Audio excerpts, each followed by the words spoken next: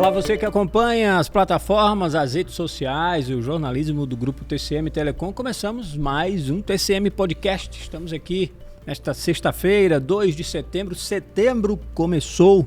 Estamos aqui mais uma vez para debater, conversar sobre os temas que são destaque nos Trending Topics do Twitter, nas redes sociais, na internet, no noticiário, na televisão, no rádio, em qualquer plataforma de jornalismo. E a gente conversa sobre esses assuntos aqui no nosso podcast.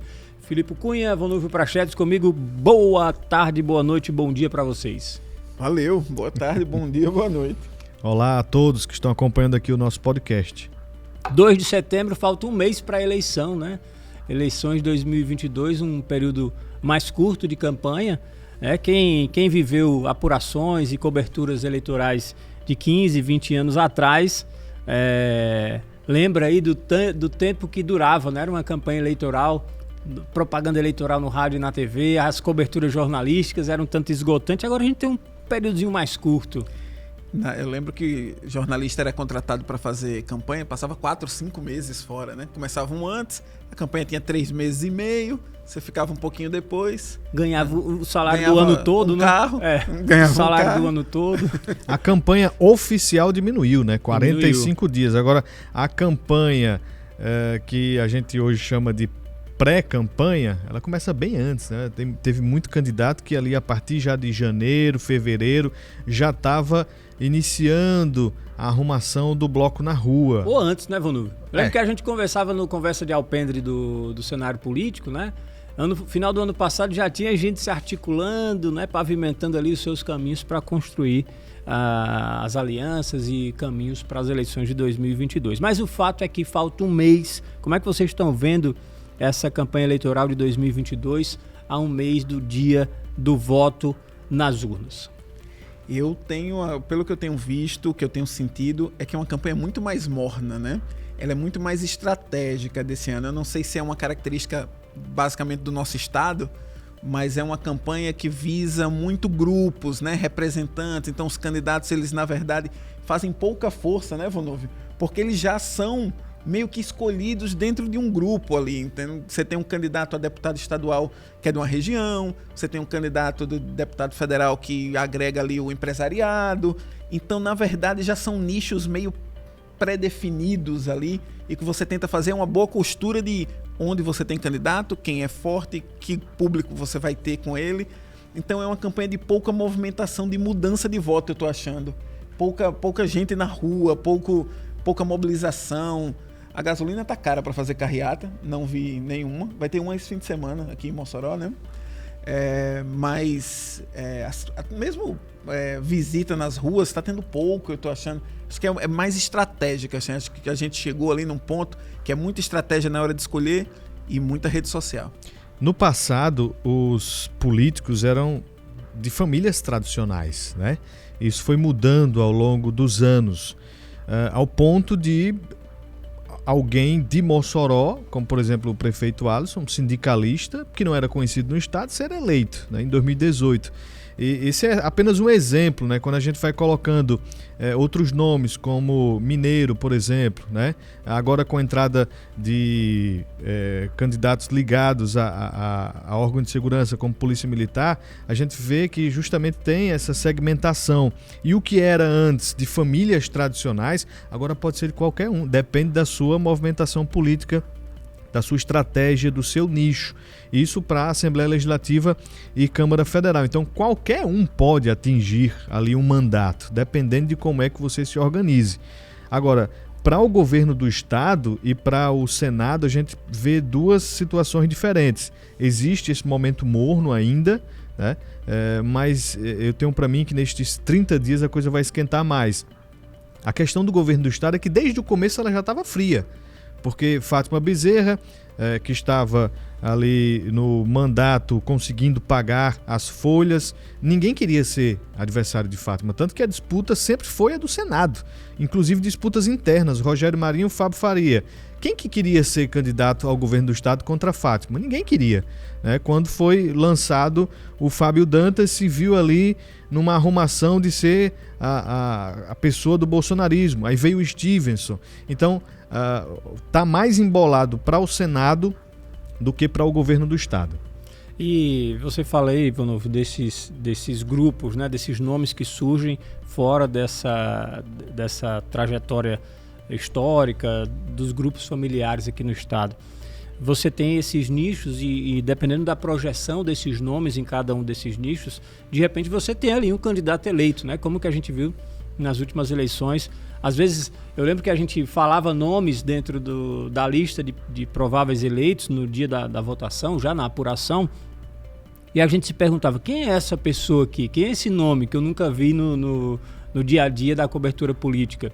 E é justamente isso, essas surpresas que podem surgir, porque tem gente que tem uma projeção numa determinada classe, ou mesmo nas redes sociais, enfim, dentro de cada um desses recortes que a gente tem hoje, capazes de eleger um nome à Câmara Federal, à Assembleia Legislativa e potencializar os votos de quem está na disputa para o governo do Estado. Se está morna aqui no Rio Grande do Norte, na cena nacional o negócio está mais quente, né? A gente tem aí embates nas redes sociais, sobretudo, né? As equipes de cada um dos candidatos que tem aí despontado como favoritos nas pesquisas têm protagonizado momentos aí de embates, né? Com muita coisa direcionada também à justiça, enfim, o clima é um pouco mais tenso.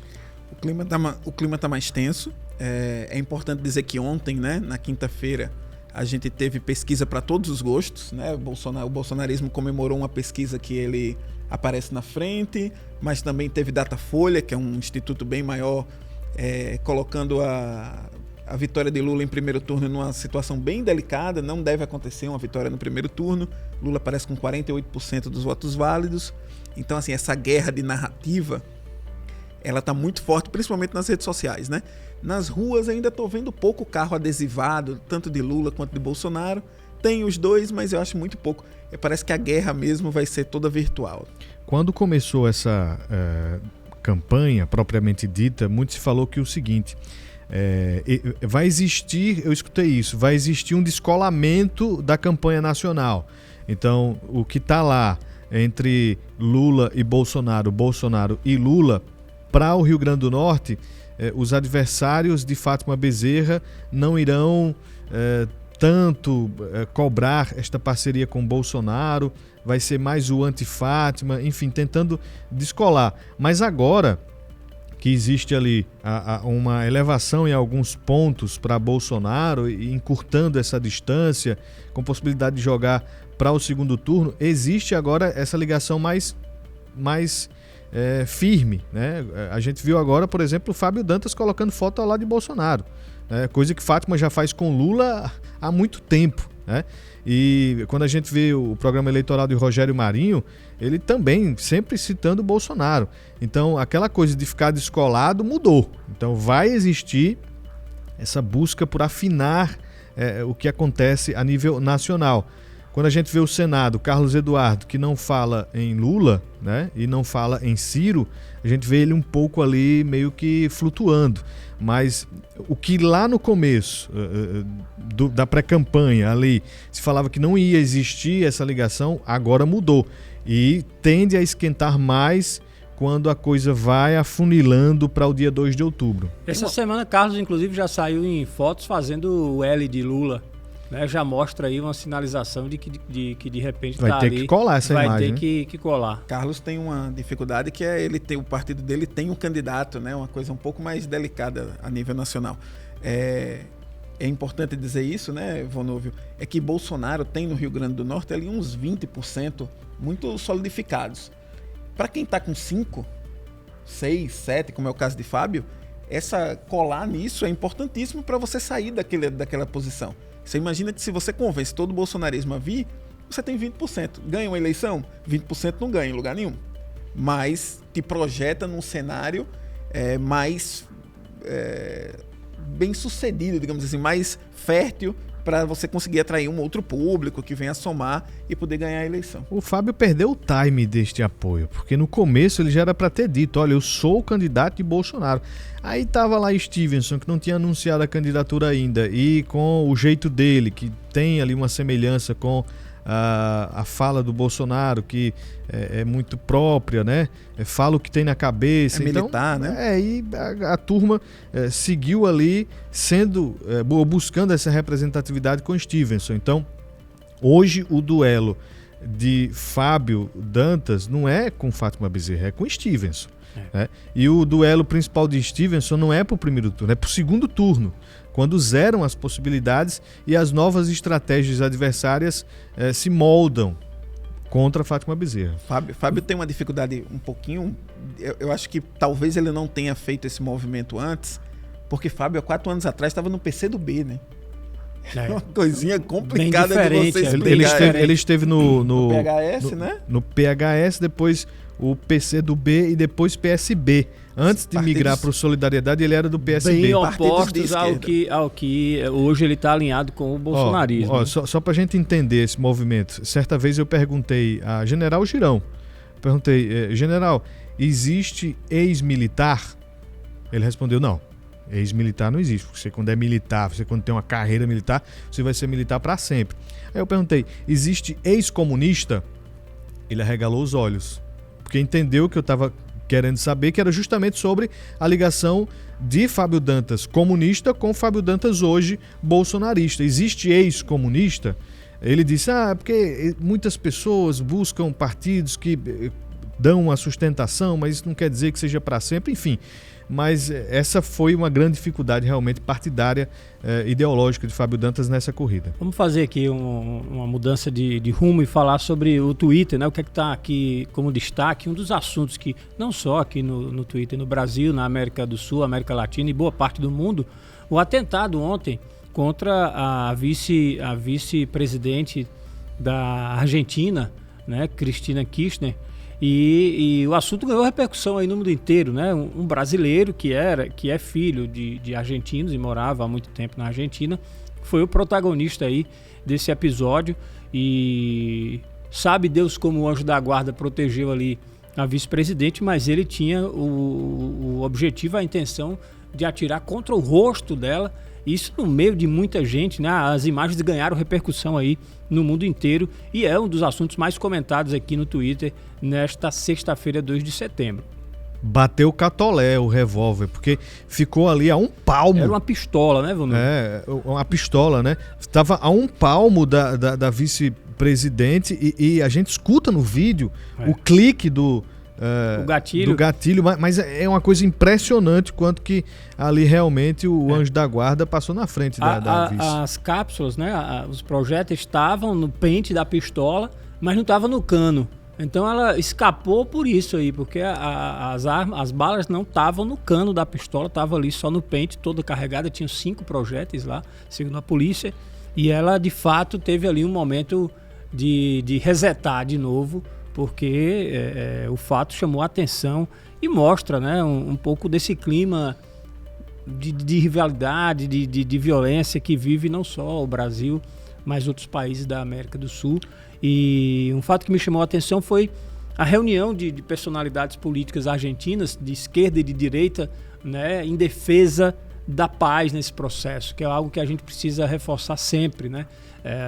Esse processo democrático exige, sobretudo, serenidade, respeito à democracia e respeito aos adversários, sobretudo. Você pode não gostar do Lula, do Bolsonaro, do Ciro, da Simone Tebet, da Tronic, mas Tronic, não sei, é Tronic, Soraya Tronic, é isso? É Tronic. Tronic, mas você precisa obrigatoriamente respeitar.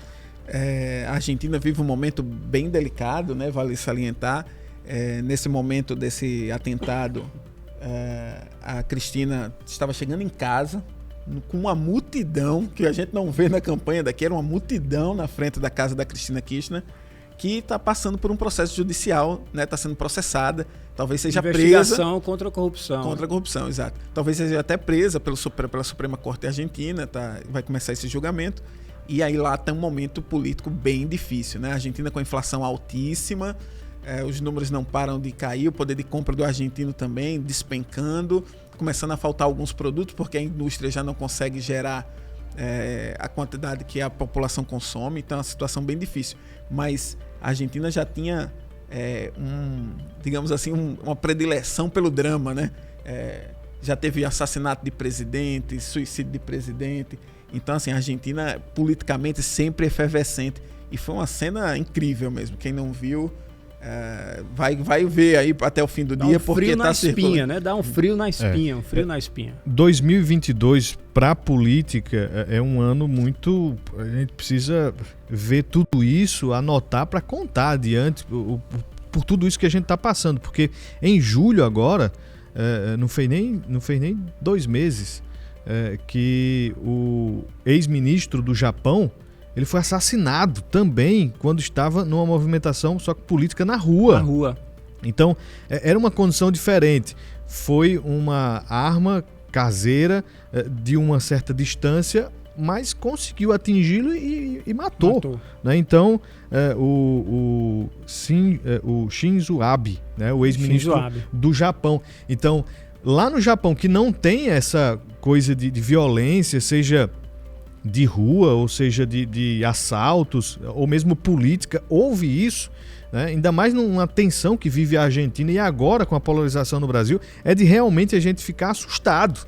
Não é uma coisa que a gente fique acostumado, como por exemplo, infelizmente a gente se acostuma com isso, com roubo de celular na rua. Né?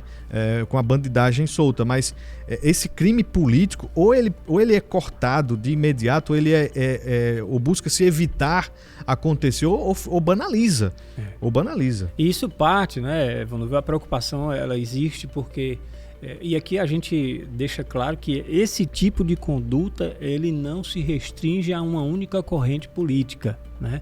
Essa conduta muitas vezes violenta, irresponsável e intempestiva, ela permeia todas as correntes políticas. É um mal da sociedade, não é necessariamente de um partido ou outro, mas de fato precisa ser controlado, precisa ser repensada essa maneira da gente lidar, né, com as diferenças, a gente enquanto sociedade. Ontem, inclusive, outro assunto que está aqui destacado no Twitter foi o episódio que o ex-ministro Ricardo Salles jogou o carro por cima do motoboy, né? Por pouco não foi um negócio mais sério, né? Mas jogou o carro por cima do motoboy, quebrou a motocicleta do rapaz, quase machuca ele de fato ali no pé e foi embora, sem prestar nenhum tipo de socorro. Um assunto que também está aqui repercutindo no Twitter, o ex-ministro do Meio Ambiente, né?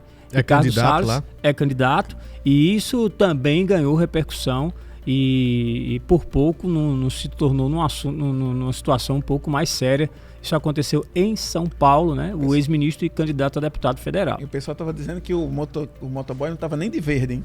O pessoal não tinha nada. Ele estava nem de verde, não poderia ser uma árvore. Não, ele estava trabalhando lá, fazendo entrega de comida chinesa e foi lá.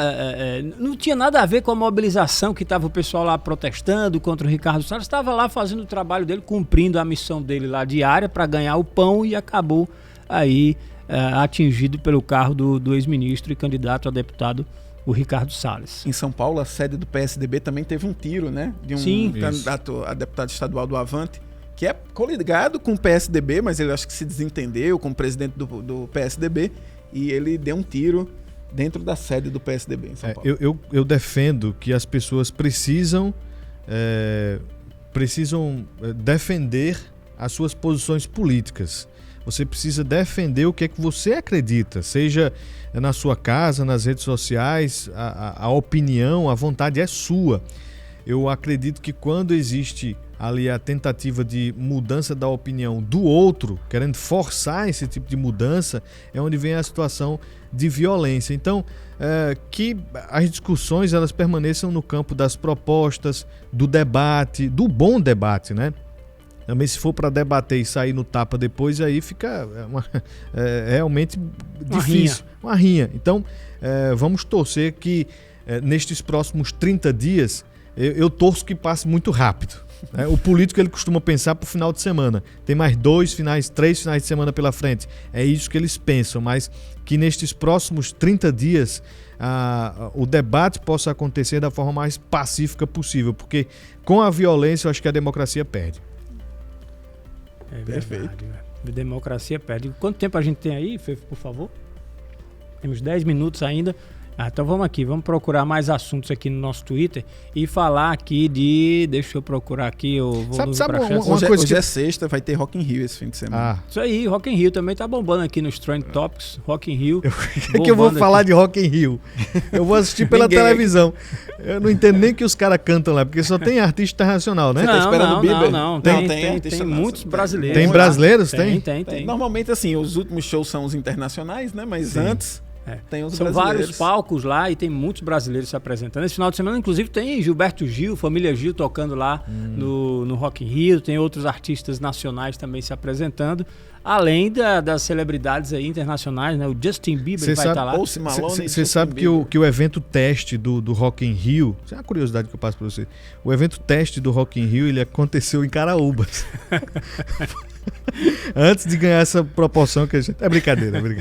É porque realmente Rock in Rio não tá na minha...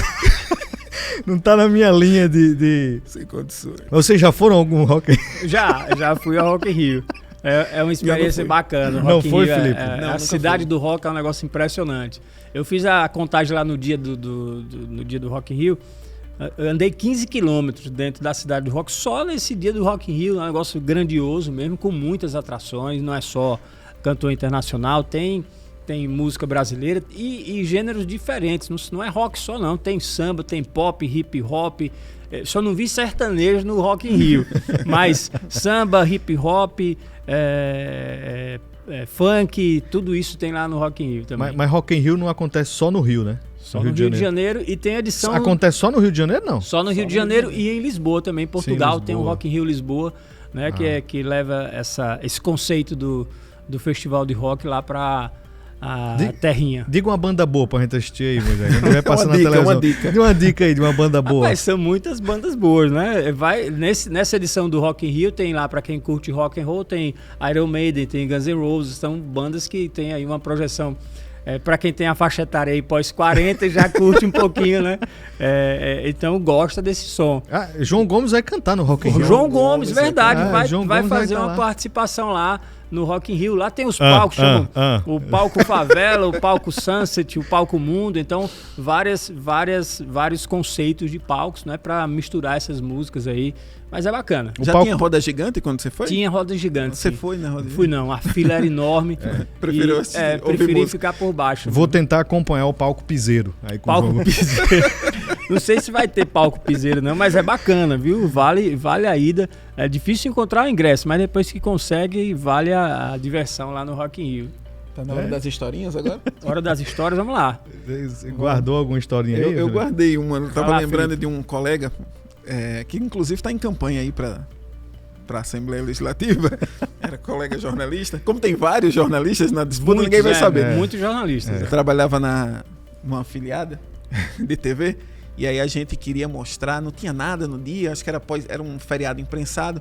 Olha, o trem vai circular, um trem histórico ali, né, para Ceará-Mirim, tem muita história. A gente agora só tem um problema, a equipe tem que chegar às 5 horas da manhã para pegar o trem indo e voltando, combinamos com a CBTU. Não tinha problema, o cara ia chegar lá de 7h30, 8 horas era a primeira matéria do cara. Foi-se, né? Cheguei na redação, 7h30, 8h30, 9 horas, e a gente não conseguia falar com o colega. Começamos a ficar preocupados. Nem ele, nem o Cinegra atendia. E depois, lá para as 10 horas, ele chega na redação, muito calmamente. E a gente, rapaz, o que foi que aconteceu? Emendou? Ele disse assim, rapaz, não. Eu acordei cedo, fiz a matéria, ouvi todo mundo. O problema é que eu peguei no sono no trem. Aí eu tive que ir até Ceará-Mirim. Tive que esperar voltar o trem. Ou sou não, viu? Peguei ali, eu só fui encostar a cabeça na janela. O balancinho. Só 10h30. O balancinho. Falando de história de ônibus, depois eu vou contar de jornalista.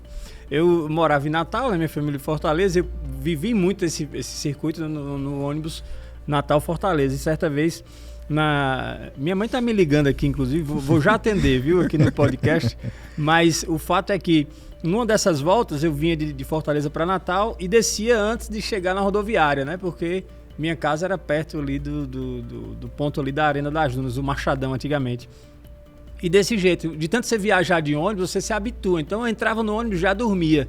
E eu cheguei, passei do meu ponto na rodoviária, o ônibus, todo mundo desembarcou e o motorista, camarada, você vai pra garagem, por favor, chegamos. E eu acordei na rodoviária já também. Mas é bom, o balancinho de ônibus é uma beleza. Eu vou contar uma de sono também, já que você puxou esse mote aí, mas com relação às eleições de 2020, aqui em Mossoró, eleições municipais, e foi uma apuração muito demorada, teve um problema no sistema do TSE. Enfim, a gente saiu daqui da cobertura depois ali, acho que quase 11 horas... 2018, não? Foi 2018 aquela? 20 foi essa última agora. 20 foi agora para prefeito. Qual foi a que demorou? Foi 18? Ou foi 18 ou foi 16. Foi 20, que foi a primeira eleição que o TSE contabilizou os votos, mesmo sendo de Mossoró, por exemplo, Sim, ia para Brasília. Foi a que demorou agora, né? Demorou Foi de prefeito que demorou. E a gente saiu daqui já 11 horas e aí a gente foi para uma pequena confraternização, né, Moisés? Teve o after, né, que chama, é assim, Fefo, que chama? 2020 o after, né? A gente ficou lá com o Fefo, com Larissa Maciel, a turma lá, conversando e tal, batendo um papo. E, enfim, depois daquilo a gente foi para casa. E eu acordo com o meu telefone chamando. Aí eu me assusto, porque é Fabiano Júnior da rádio. As eleições acontecem no domingo e na segunda-feira de manhã já tem toda a movimentação da confirmação dos eleitos e tal. E eu vejo Fabiano Júnior me ligando e eu atendo e disse, opa, Fabiano, ele... Rapaz, Moisés não chegou ainda não. Moisés não chegou, será que aconteceu alguma coisa? E ali já estava quase 6h30 da manhã, quando o jornal começa 6h15. Aí 6h10. E aí eu já vou, rapaz, vamos checar. E eu já ia vestindo a calça, já ia para poder correr para aqui para ter a informação do jornal. Mas aí Moisés tornou, né? Chegou lá e a gente fez o jornal começando a partir de 6h30, mas falando só sobre o resultado das eleições. E teve, eu acho que pouca gente. Agora o pessoal vai saber agora, né, Moisés? Mas teve essa passagem desse soninho aí.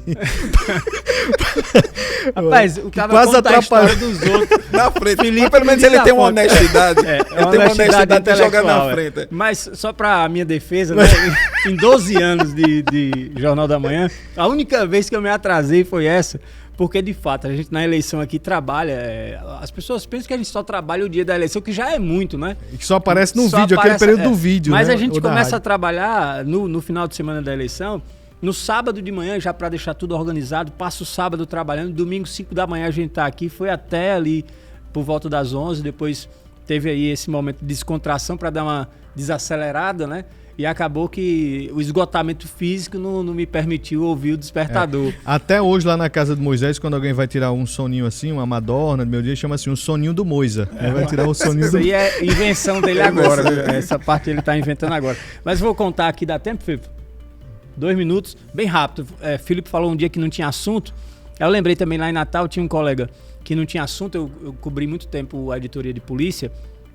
E tinha um colega que, quando não tinha assunto, ele subia as dunas lá da cidade satélite e fincava umas cruzes de madeira na cidade satélite e falava: um cemitério clandestino aconteceu aqui, foi encontrado nas dunas de cidade satélite, enfim, e criava aquele fato para conseguir preencher um programa policial que ele fazia num determinado canal de TV lá.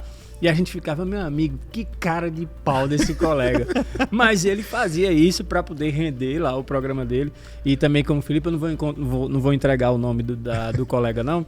Mas os causos jornalísticos também permeiam aí por essas estratégias, né? De alguns colegas aí para tentar cumprir o horário e fazer render o programa. Mas, enfim, termino com essa. Estamos aqui chegando ao final do nosso podcast desta sexta-feira, 2 de outubro. Agradecer aqui, Ivonildo e Felipe. Semana que vem não estou aqui não, viu? Tá de férias. Uma semana de férias aí. Vocês toquem aqui o nosso podcast. Devemos ter algum convidado ou convidada, né, aqui para compor a bancada com Ivonildo e Felipe.